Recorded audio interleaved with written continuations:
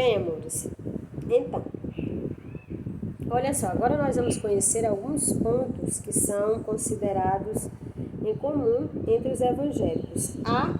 O que há em comum entre os evangélicos? Nós vamos já entender. Bem, entre os protestantes, além do apego à Bíblia, o culto é de certa forma mais simples do que o católico. O pastor não se paramenta com roupas sagradas especiais. A igreja quase não tem imagem. Você não vai ver imagem em igrejas evangélicas, certo? A não ser que em alguma delas, como o nosso próprio livro apresenta, que você vai ver ali uma cruz que representa a vitória de Jesus sobre a morte. A cruz não vai trazer a imagem de Jesus, é apenas mesmo a cruz de madeira, certo? Ali não tem a figura de Jesus, ele venceu a morte, então não precisa mais estar ali. Então você vai ver em algumas, como diz o nosso próprio livro, algumas você verá a imagem de uma cruz bem grande, certo? E a parte central do culto, composta da leitura e da reflexão sobre aquilo que os fiéis acreditam ser a palavra de Deus. O culto na igreja evangélica, ele toma a maior parte. Por exemplo, se um culto dura 1h50, a pregação da palavra de Deus leva uns 50, até mesmo 1 hora, certo?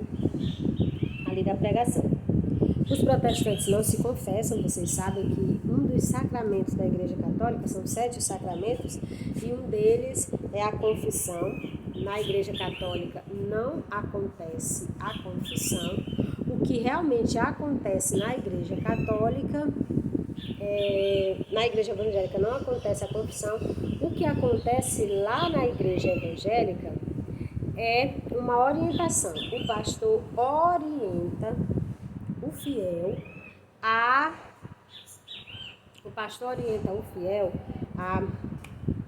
que ele confesse-se com o próprio Deus na sua oração pessoal, mas não há aquele rito da confissão em que nós católicos nos confessamos como os padres. Não existe na igreja evangélica, certo? Não há função, eles não fazem lá a unção dos enfermos e não consideram o sacramento do matrimônio e a ordenação dos pastores. Por exemplo, um casamento que é feito na igreja católica, se uma pessoa casasse na igreja católica e casasse no civil, ele pode se separar no civil sem o menor problema, mas a igreja católica não reconhece o divórcio dele, certo? Para a igreja católica, ele permanece casado. E essa situação acaba implicando muito na vida do fiel, que ele não pode... Ele pode participar das missas, mas não pode comungar. Não que isso seja uma coisa que vai ficar estampado lá na igreja. Pessoa tal, casada, separou. Esse não pode receber a primeira comunhão, não existe. Essa parte de você receber ou não é proibido. Você não pode receber, certo? Mas aí é uma decisão sua.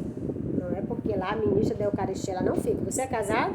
Você é solteiro? Você é divorciado? Não. Ela simplesmente está lá, não é para assessorar ali você no seu momento de encontro com Deus, onde ela lhe entrega ali a hóstia consagrada. Já para os evangélicos, não. Os evangélicos, eles podem casar e separar-se, sim. Por isso, eu aceito que o casamento seja desfeito por meio do divórcio e que os pastores se casem.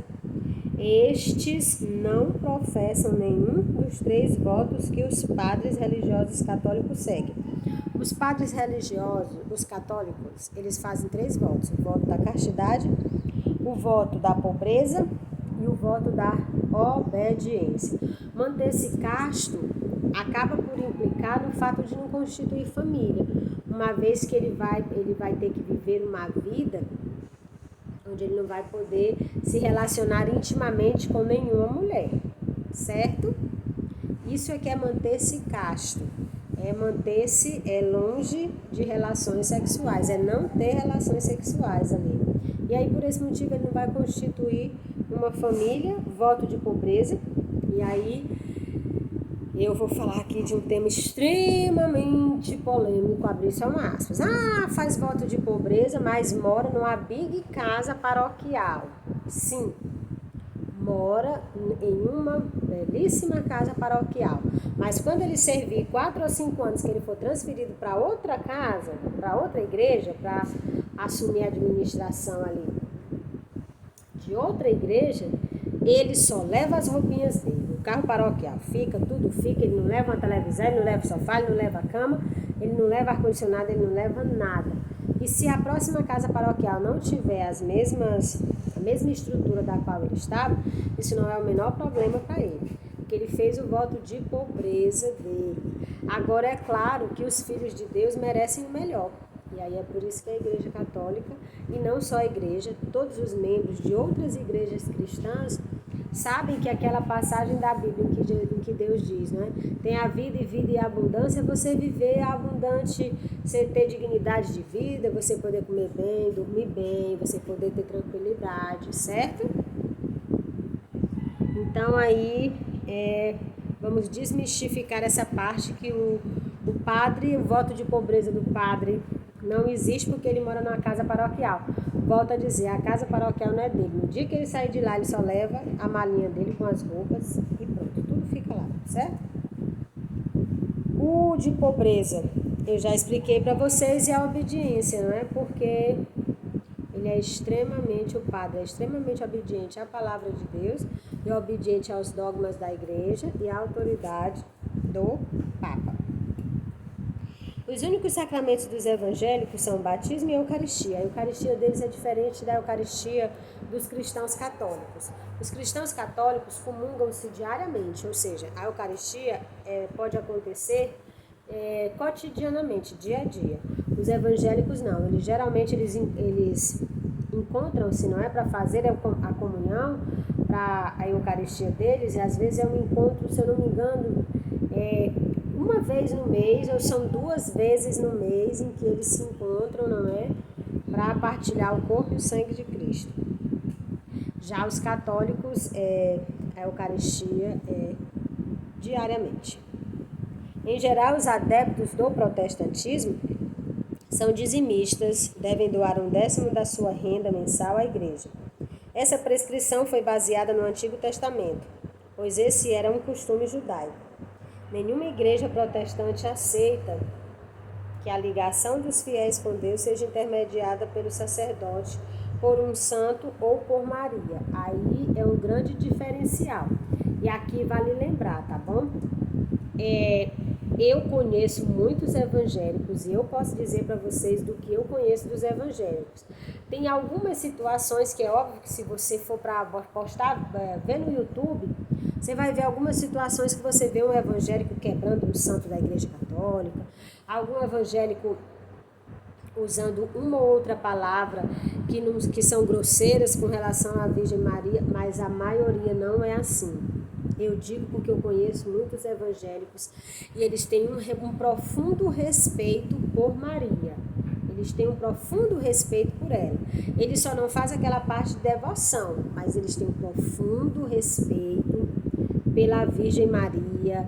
Eu tenho vários amigos. Isso não é porque eles, quando falam com ela, estão na minha frente, não. Isso é uma questão de comportamento mesmo. Isso é uma falsa ideia de que os evangélicos desrespeitam a Virgem Maria. A grande maioria não. Tratam ela com muito respeito. Só não tem por ela a devoção que os católicos têm. Certo? E aí também na própria Igreja Católica tem muita gente que também tem uma falsa ideia, que acha que os católicos prestam culto para a Virgem Maria. E isso também não acontece. Isso é uma ideia equivocada que fazem, entenderam? Porque todo cristão católico é orientado a ter Maria, assim como ter os santos, como modelo. Um modelo de fé, um modelo de obediência, um modelo de serviço, um modelo de doação, um modelo de sim, certo?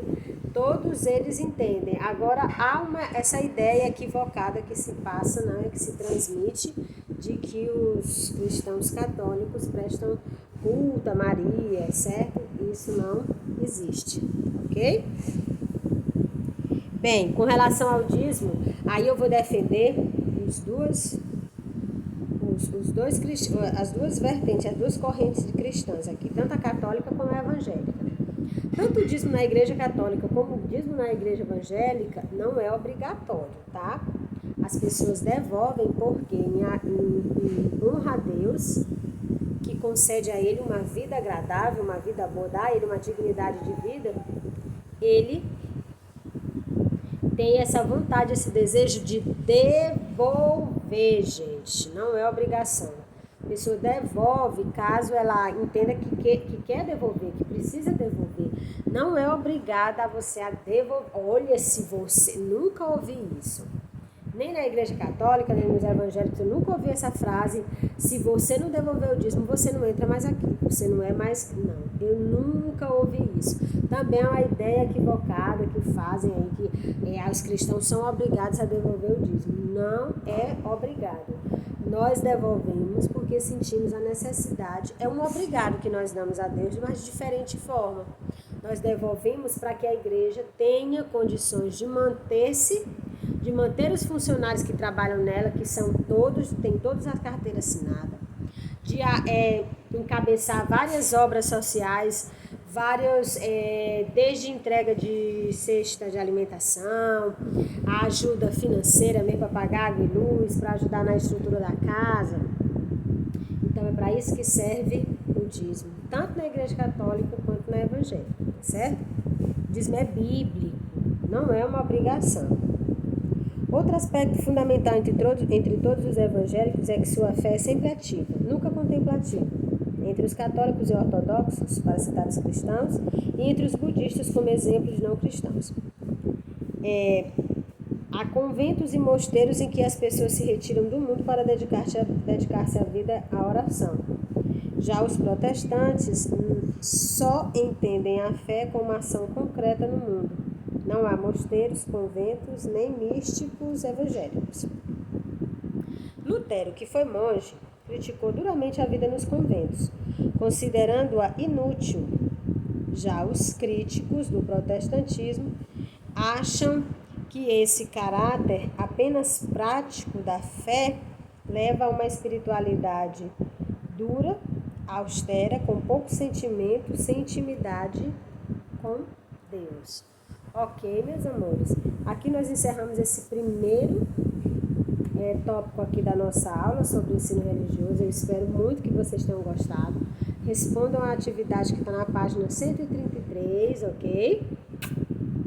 Tenham um ótimo final de semana e fiquem com Deus até o nosso próximo encontro.